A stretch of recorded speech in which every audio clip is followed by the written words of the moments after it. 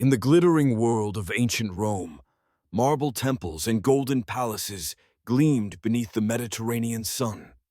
Senators in white togas debated matters of empire, generals paraded through triumphal arches, and poets sang of Rome as the eternal city destined to rule the world.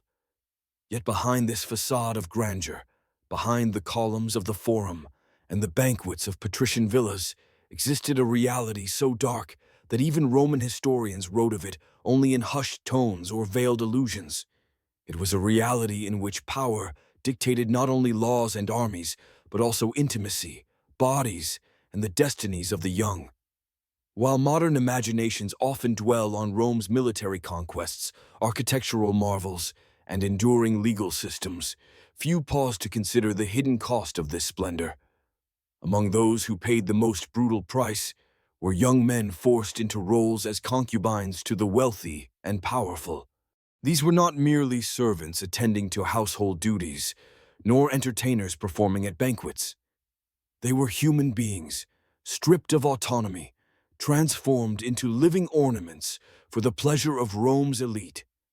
Their lives remind us that the empire's brilliance was built upon layers of suffering that history has too often chosen to forget.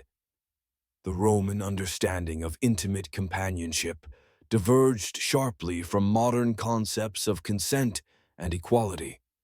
For them, relationships were governed by the same hierarchy that structured the empire itself. The master commanded, the subordinate obeyed. At the very bottom of this hierarchy stood the concubines' young men, often still in their teens, torn from their families and thrust into roles they had never chosen. Conquest fed this system. Captured boys from Greece, Thrace, Germania, Judea, and beyond were marched in chains to the slave markets of Rome, their fates sealed not by their talents or aspirations, but by their appearance. The markets themselves were spectacles of cruelty.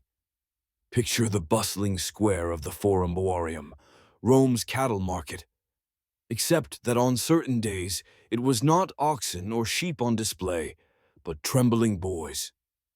Wealthy citizens strolled among them as casually as one might examine livestock, prodding, measuring, whispering judgments. Greek youths, praised for refinement and education, fetched high prices. Germanic boys, valued for their pale complexions and strong builds, were equally sought after. The buyers cared nothing for the terror in their eyes or the silent prayers whispered for home. Each sale was a transaction that reduced a life to numbers age, height, build, beauty. For the boys themselves, this moment was the crucifixion of innocence.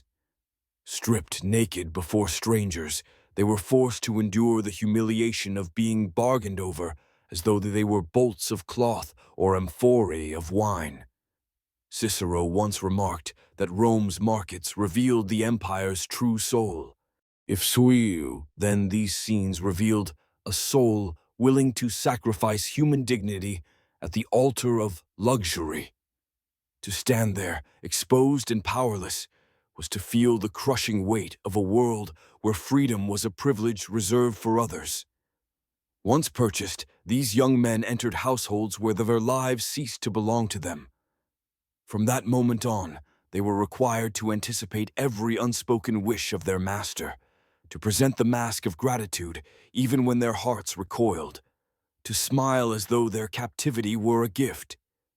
Their new masters considered them not as individuals, but as possessions, objects to be adorned, displayed, and consumed.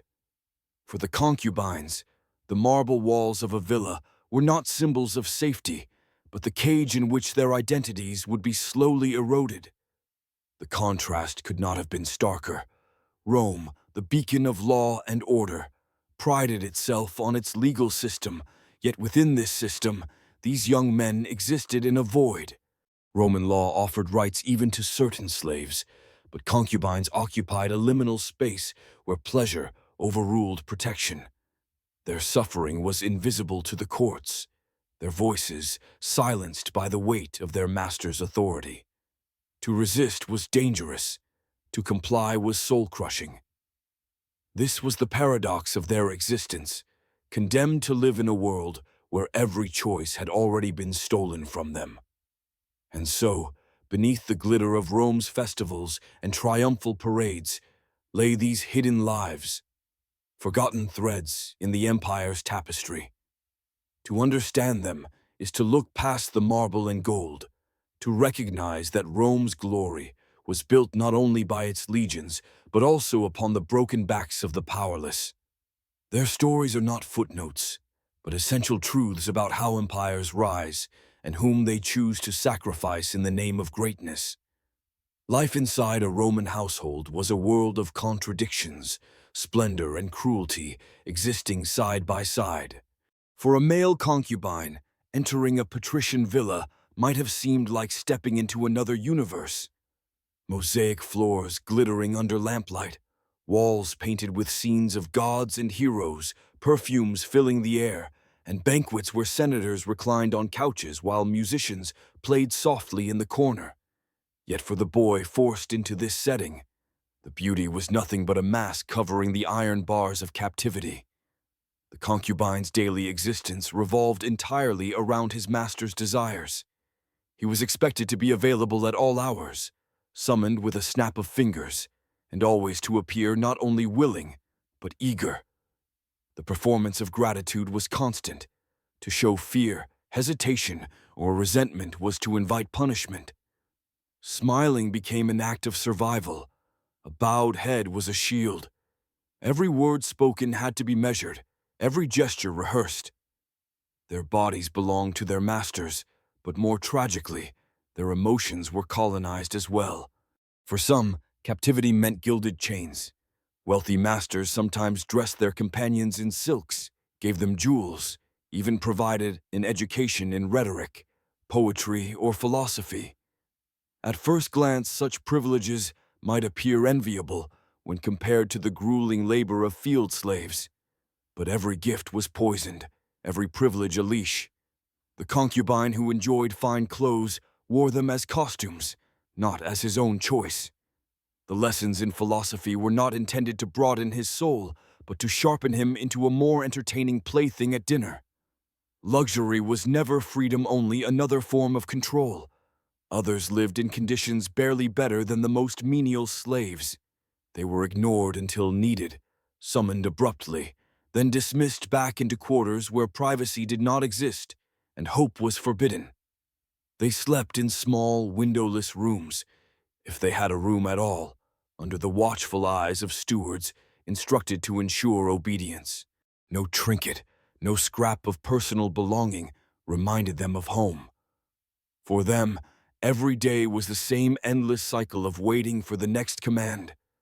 Masters used psychological manipulation as deftly as a general commands troops.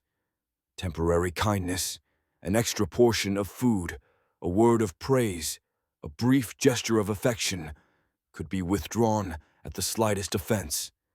The concubine never knew whether tomorrow would bring indulgence or cruelty.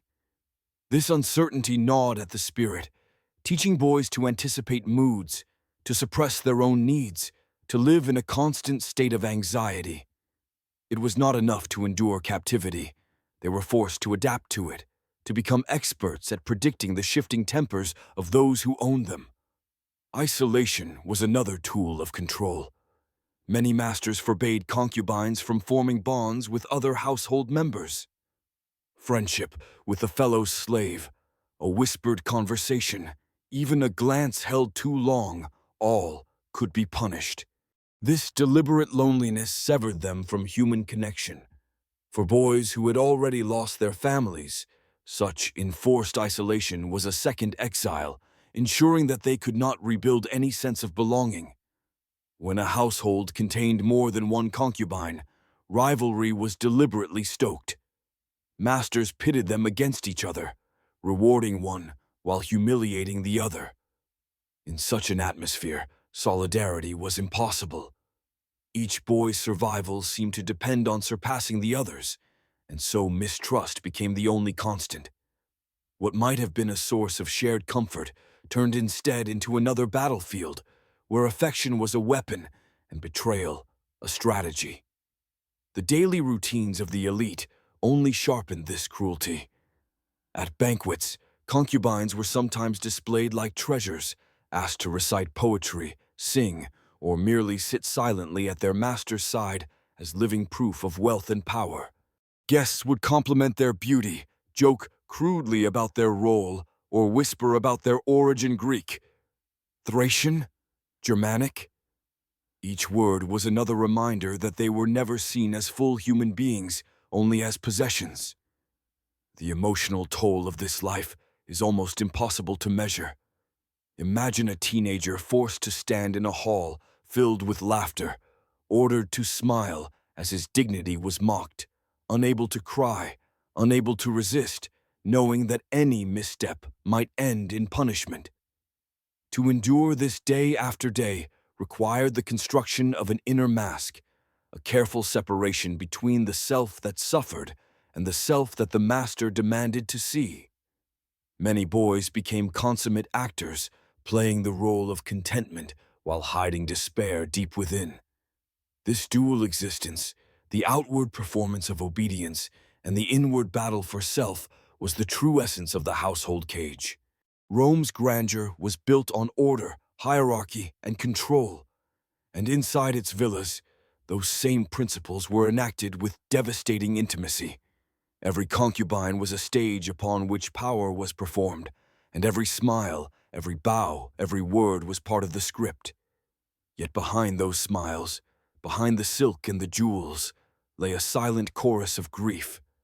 Their voices rarely reached history, but in the stillness of the night, in the unspoken glances exchanged when masters turned away, they carried within them the weight of a sorrow Rome never cared to acknowledge. The lives of concubines were shaped not only by the whims of their masters, but by a relentless system of grooming and control designed to maintain their appeal. In Rome, beauty was currency. And for those trapped in this role, their bodies became the battleground on which power was exercised. Concubines were forced into strict regimens, exercises to keep their figures lean, diets chosen not for health, but for appearance, and grooming practices meant to highlight youth. Some were subjected to cosmetic treatments, depilation, perfumes, oils, and even dangerous procedures to alter their features. Without modern medicine, these interventions were often painful and risky. Yet the masters cared little for suffering. To them, the boy was an investment, and investments had to be maintained. The irony was cruel. Rome, a society that admired rugged soldiers and weathered generals, demanded perfection and softness from those it enslaved for pleasure. A scar might make a man noble on the battlefield, but on a concubine, it was a flaw that diminished value.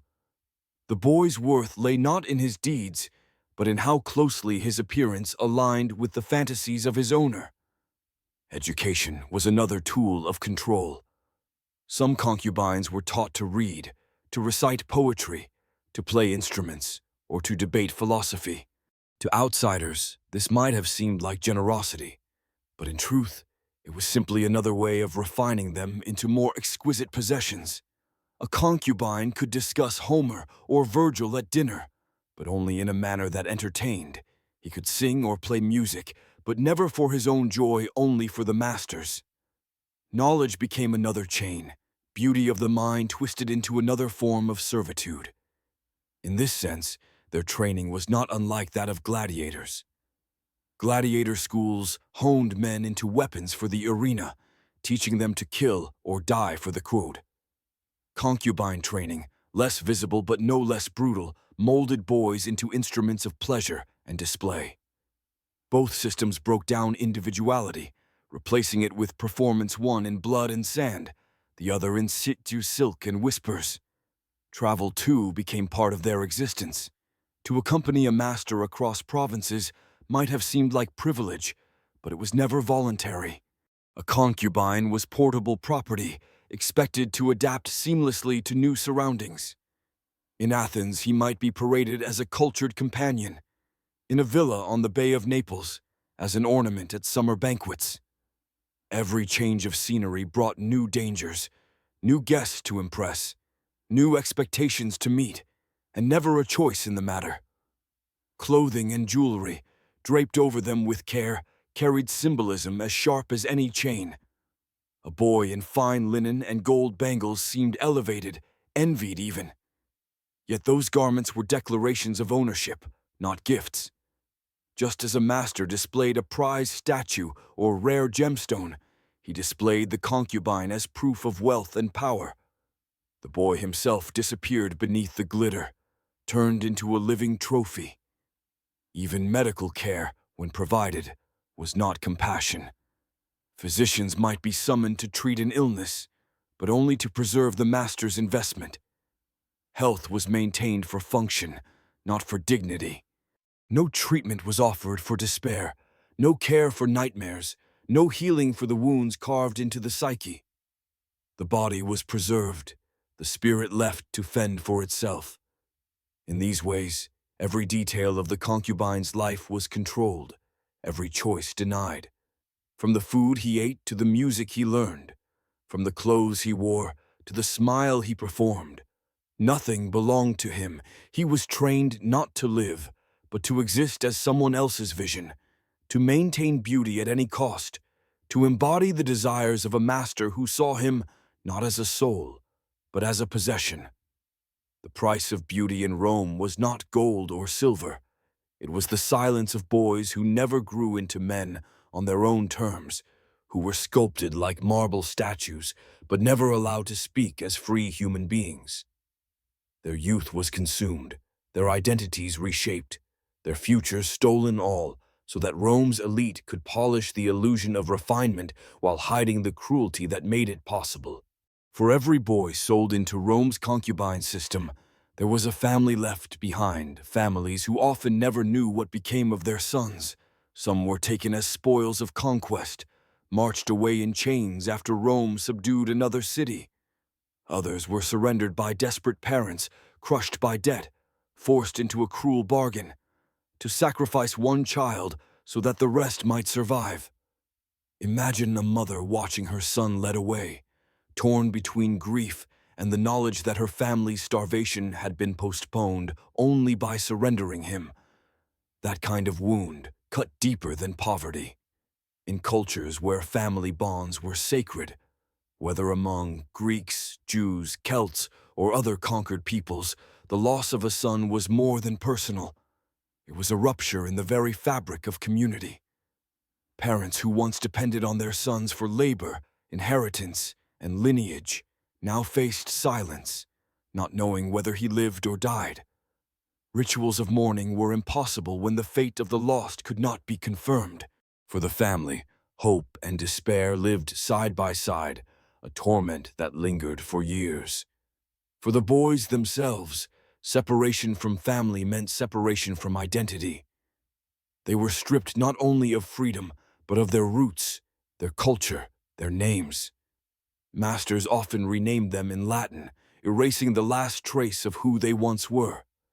To be renamed was to be remade, a living erasure. In Rome, they became someone else's possession. In their homeland, they were ghosts. Some attempted escape. Desperation drove them to scale walls, flee through forests, or vanish in crowded markets. But Rome was ruthless toward runaways.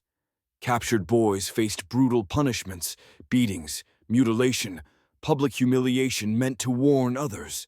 For some, suicide seemed the only possible rebellion, the only way to reclaim control over their bodies. Yet even that path was often barred. Masters ensured close supervision, stripping away sharp objects or confining them under constant watch. To the Romans, a concubine's despair was not tragedy, only loss of property. And what of the future? Time itself became an enemy. The very youth that made these boys valuable also ensured their downfall. As they aged, their appeal diminished. The gifts of beauty, once so prized, became a liability. Unlike other slaves, who might eventually purchase freedom or earn manumission through service, concubines rarely had such hope. When their youth faded, Many were discarded, sold to harsher households, relegated to menial labor, or abandoned outright. Their years of forced refinement meant little. They had no trade, no resources, no community. The rare few who managed to reinvent themselves after manumission lived as exceptions. Some became teachers, scribes, or performers. But even then, their past lingered as a shadow, a story never told aloud, but always present. To admit what they had endured was to invite shame in a society that pretended such roles were invisible. Their resilience was remarkable, but their struggles revealed how deeply the system scarred its victims. The psychological toll cannot be overstated.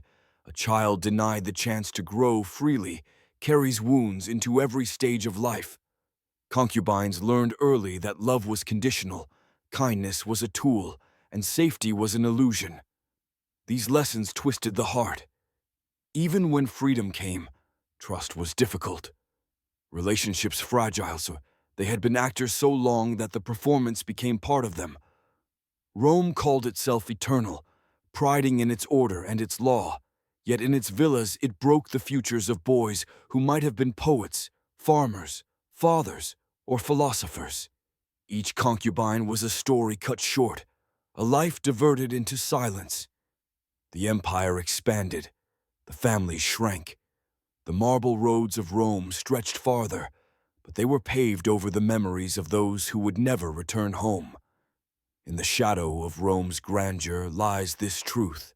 Its strength was not only in legions and laws, but in its ability to consume the lives of the powerless, leaving broken families in conquered lands and broken futures in its own palaces. And history, for centuries, chose not to remember them. Rome loved to speak of itself as the guardian of virtue, law, and order.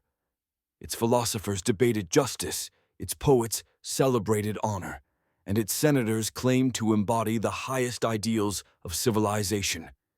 Yet beneath this polished rhetoric lay a moral blind spot so vast that it swallowed entire lives without remorse.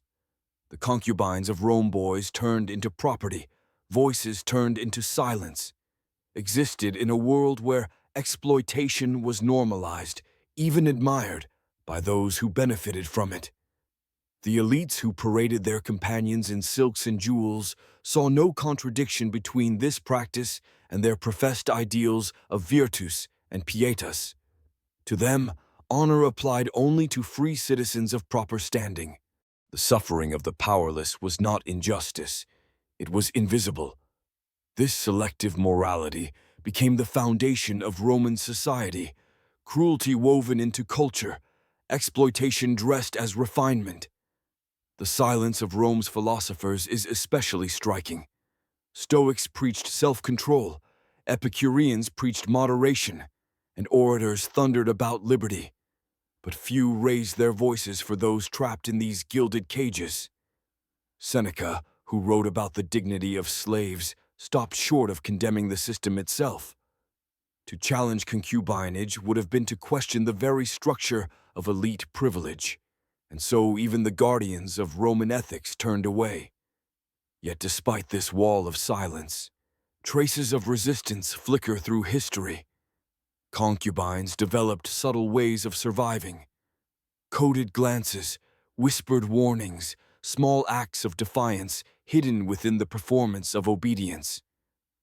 These gestures, fragile though they were, carried immense weight. They proved that even under total domination, the human spirit sought to affirm its existence.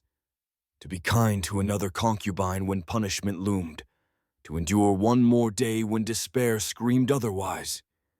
These were victories, however small, against a system designed to erase them. The effects of this system rippled outward.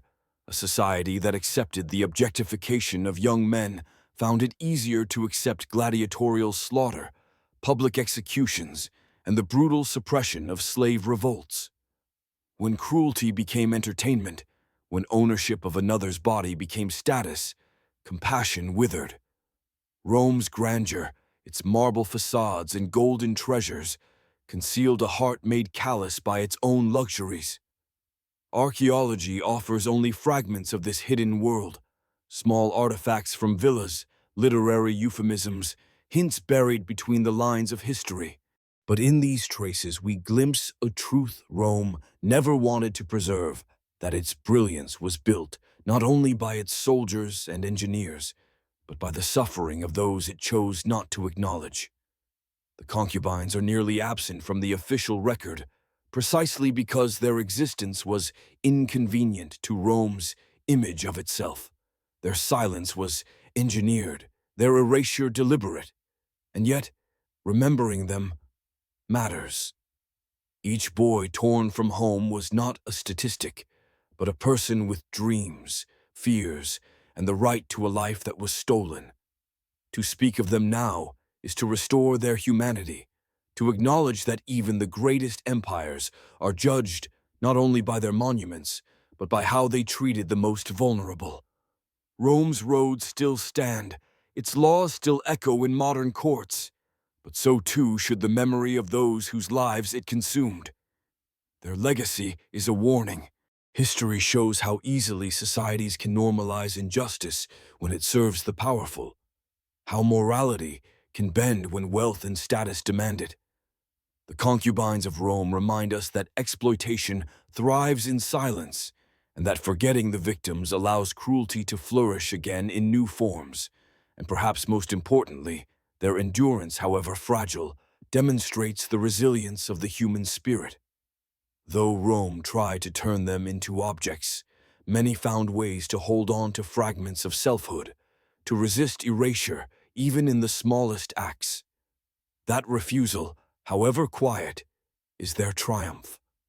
As we reflect on their lives, we are challenged to look at our own world, to ask where exploitation hides today, who remains invisible, and what moral blind spots we too may carry. History's lesson is clear. The grandeur of civilization must never come at the cost of those with no voice. In the end, the horrific life of a Roman concubine forces us to look beyond marble and gold. It reveals the true cost of empire, the human suffering buried beneath triumphal arches and heroic tales. And in remembering them, we honor their humanity, ensuring that their silence no longer defines their story.